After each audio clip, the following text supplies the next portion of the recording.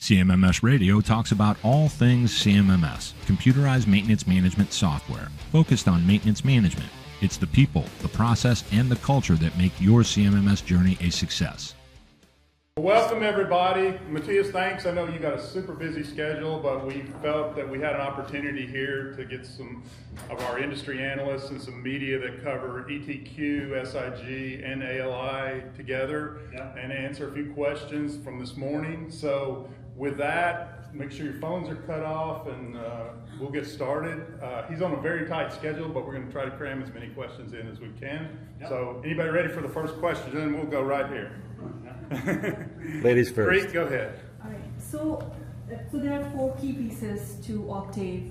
ALI, SIG, and Brixis, and so on. Yeah.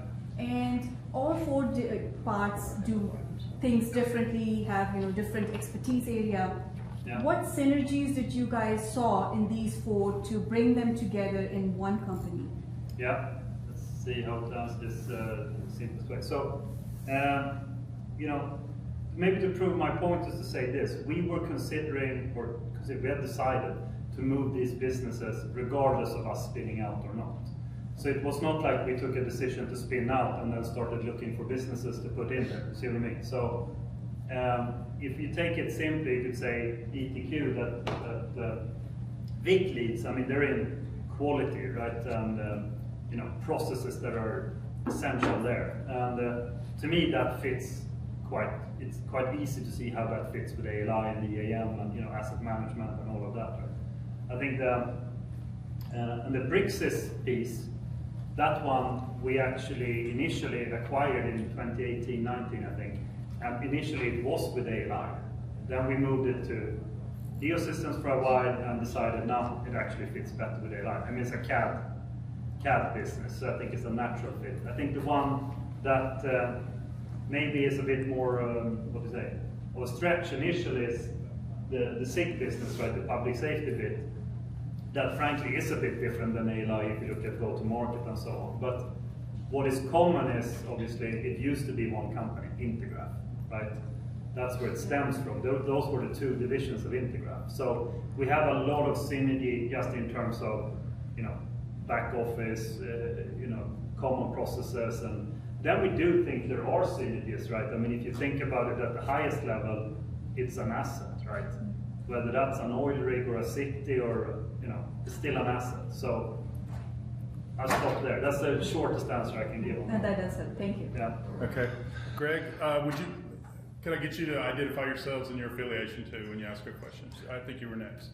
Hi, I'm Greg Christensen with CMMS Radio. Awesome keynote. Thank you very much. Love the new name. And my question is going to talk about the future and just a touch into the past. So when it comes to asset lifecycle intelligence, is there a plan for communicating to current ALI, EAM users what the path forward is for them? And then the second part of that is considering in the previous iteration when you made the acquisition, those customers had to deal with kind of the transition, so they'll have to do it again. Is there a plan for that would help them? Yeah, you mean the EAM acquisition, I assume? Correct, right, with Infor, the transition. Right. So, what you say, without, still taking accountability for it, I think that was a trickier situation because we acquired let's say a product line within a bigger company, right? Yes. It was a carve out. So we had to stand everything up from scratch, right? We got a product and a sales organization and an R&D organization, but that's it, right? So I admit that there was some chaos initially because we had to stand everything up from scratch. I think this is much easier in the sense, it's already established businesses. So I think the message to customers is kind of what I was trying to say on stage. It's a combination of, it's something new, exciting, we're gonna do better, but also don't worry. I mean, we're not gonna, it's not gonna change. We're still the same. So I think that to do some marketing, Octave actually means doubling of frequency, right? That's how I talk about it. Double down on innovation, double down on customer support, etc. So that would be my answer to that one. Thank you very much. You were next, and then we'll go over here. So you talked before about the synergies between the softwares as they exist at the moment. Yeah. You also spoke earlier about acquisitions. Where are you going to be sort of maybe plugging some of the gaps or strengthening some of those synergies? And then second question, how are you doing that specifically for data centers?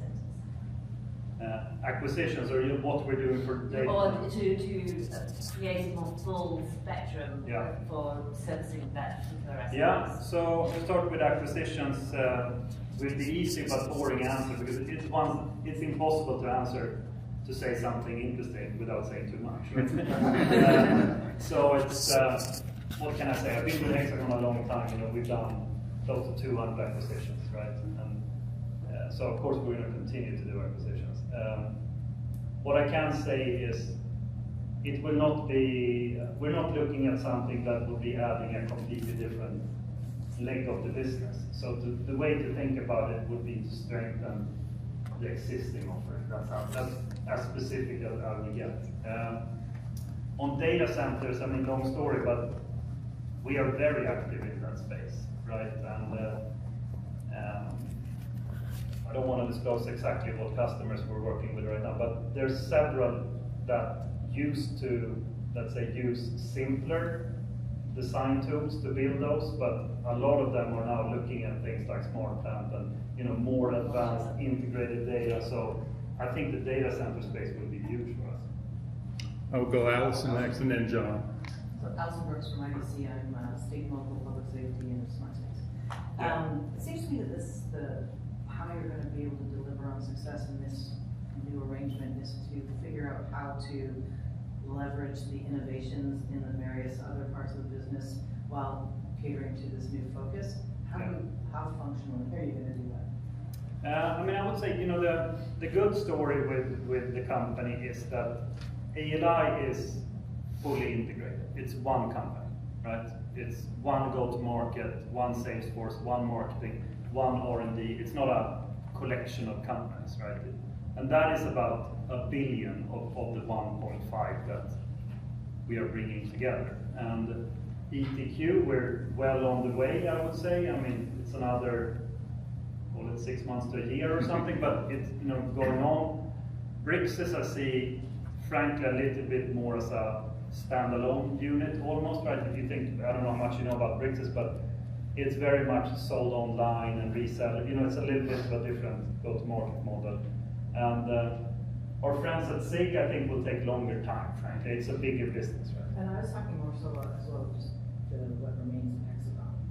How do you mean that? Or the innovations that are happening there in terms of... Yeah, no, so, I mean, like I said in the keynote, we will closely partner with Hexagon, right, where we see business opportunity and where it makes sense. So things like today with the scanners and all the visualization technologies and so on, we will of course continue to partner. We just need, what do you say, instead of a handshake, we need to write an agreement. But I mean, we won't change our approach. Right? Anything that makes sense, we will continue to do. John? John Lang, lead the IT/OT convergence research at IBC. Okay. I think my question is around data integration. Clearly an appreciation for that in the presentation. Today, customers' big problem across 1,000 pieces of software is trying to pull use cases together that span the data and application capabilities across them. Yeah. For companies that have big portfolios of software applications like yourself, the gravity to try and own and manage all that data integration yourself is really strong. Yeah. So from a strategy perspective, do you have any early thoughts about how you'll manage the extensibility to broader data sets that customers are after versus trying to provide those pre-integrations yourself? Like that data integration layer, is that a partner play? Is that an in-house piece? Is that a services play? Or how do you think about that broader data integration? Yeah, no, great question. How to answer it simple. We have a product called SDX2, which is really our kind of flagship for what you're talking about. And it is, a very, very cool product, right? And product platform, really. And the more complex, the bigger, the more complicated, we win a lot, right? Why is that? It's because it's not easy, right? It's like you heard on stage today from Worley, I think, the customer, this complicated stuff. Right? So what we need to do is to kind of expand that platform into more markets, right? That's one thing. The other thing I would say, we're not looking to build a closed system, right? So you heard also from the customers, even if they have a lot of stuff from us, they're going to have technology from 100 other vendors, right? So it needs to be an open system. Yeah.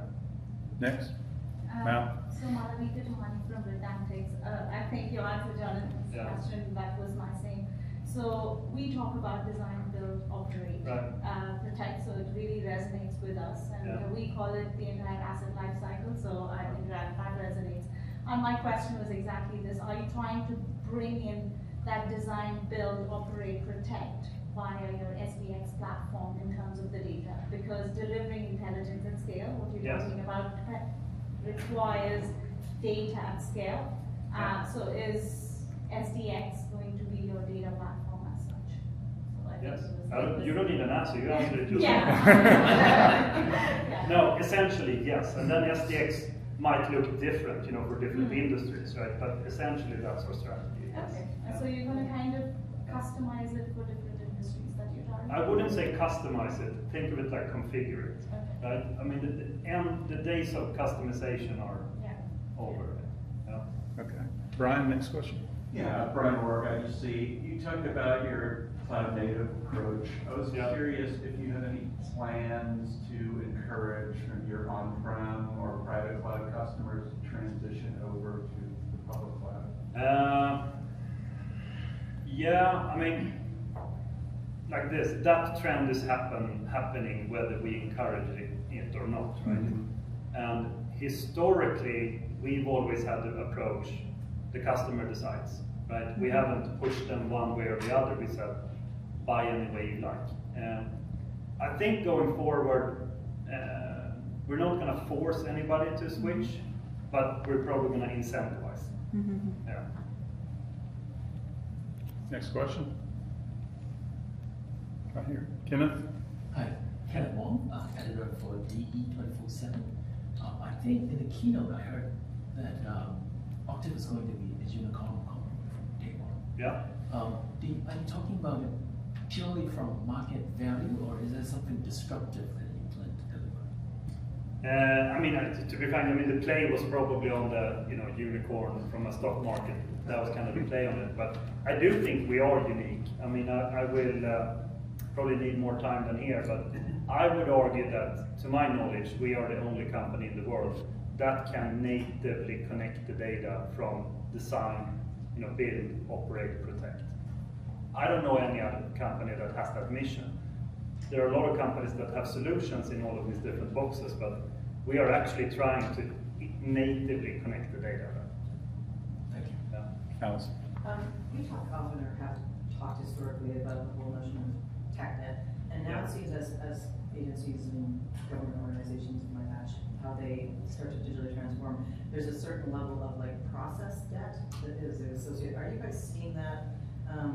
In how you're trying to actually work with your customers to compress those daisy chains so that there's just a quicker 2x output? Is that what you're meaning by that? Yeah, I would say, I mean, I don't know if I'm interpreting your question correctly, but the way I read it is, and I've said this many times in this type of conference, right? In reality, the problem is not technology. Technology is getting better and better, for sure. I mean, the cloud helps, AI helps, it's all good, but the real problem is people and processes, right? So I always tell customers this, most of them have similar solutions. The difference on how successful they are is how they've implemented, right? And how they're using it. So we have, we have a process internally that we call Advantex. It's actually something we have trademarked. And basically it's value engineering selling, right? Where we don't go to the customer and say, here's a list of products, what do you want to buy?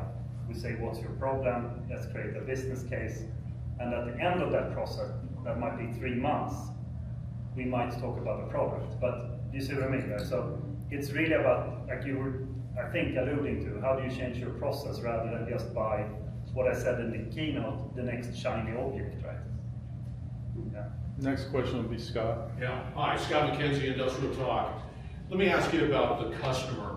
Why is it important for this public activity, what does it mean to me as a customer? Why is it important for me? How do you ensure that my business, my operation, just doesn't get turned up down because you're now focused on shareholder value as opposed to my value?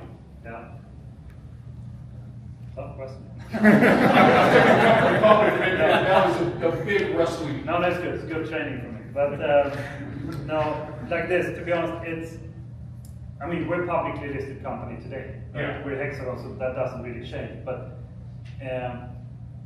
you know, the way it works in Hexagon, like I said, we acquired 200 companies, right, over 20 years. A lot of good companies, good technologies, good people. Hexagon is an amazing company, but it's also turned into quite a wide giant, right? So I think what I and the board and several others have felt over the last couple of years, it would benefit this to focus, like I talked about in my keynote. You guys do what you're best at, which is measurement, autonomy, robotics, and you guys do what you're best at, software, assets, right? So that's really the logic, right? And so my message to customers is it will be better. I will have a bigger budget. I will have more autonomy in deciding what we invest in and so on. So that would be my message to you. Next was Zoe. Yeah, so the Spatial Intelligence Division was announced as part of the keynote. Thinking of how you move forward with Octave, you have ALI, you have SIG, do you plan to keep that branding, or how does that evolve going forward as the business becomes more software driven? Sorry, one more time. Which brand? So in the Octave, as far as the divisions under Octave, you're going to right, okay, now I get it, okay. Yeah, good question. We have our CMO in the back there, maybe. It will change, right? We're not going to have, today we probably have 100 different products and brands and, you know, all the acquisitions and so on. So yes, it's going to be standardized under one brand, but that will take 2 weeks maybe? No, it will take some time to get there, but that's the plan for sure. Yeah. We got time for about 2 more questions. Yeah, Bob. Bob Francis, Reliability Web. Mattias, this is a counter strategy, it would appear to some observers, because you see a few other players in the space who owned pieces of other companies that have now fully acquired them and brought them in under the big umbrella, and here we are spinning out. Here. What's the strategy? To Scott's point, tell me your answer from the customer's perspective. Thank you for referring to me. You're right, and what you say. I'm going to stay away from commenting on other companies' strategies. I mean, they have to answer on that, but to me, it makes a lot of sense. Like I said, you know, with a focused approach, and I also think it helps us. That's maybe back to the unicorn comment a bit. There are not many companies left like us, right? That will be standalone software companies. A lot of them are getting, you know, gobbled up in bigger conglomerates, right? So, to me, it's the right strategy, but they would have to comment on their strategy. All right, we'll have Dennis. I guess this will be our last question. Dennis Seneca, Industry Week, thank you. Nobody breaks the second law of thermodynamics. So here's the question. Where do you break? What's the problem you can't solve? Where's growth for you? For Octave, for the company. Well, that's a good question. I don't know how to answer that. Well, let me rephrase. What's the problem you have the most difficulty solving, and what are you doing about it? That's. I would say it's the same problem that we've been working on for decades, and especially the last, call it 8 years that I've been in this job. You know, when I started, we had, you know, like every software company, you have a long list of to-do lists and roadmaps and, you know, things that customers want you to do. And when we started discussing that, the answer was really to most of them, it's already in the software. It does that, but nobody could find it. You see what I mean? So, as a user interface and integration, like we talked about in the keynote, the problem is not that they don't have data. They have more data than they could ever want. The problem is they can't find it and it's not integrated.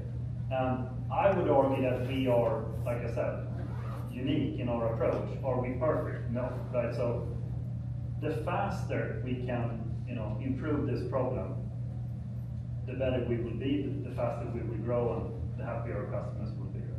You know, the Red Hot Chili Peppers are really one of your favorite bands? Yeah.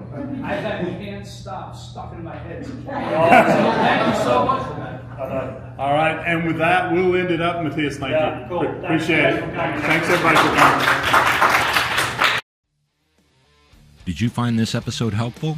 Please send us some feedback, suggest a topic, or ask a question.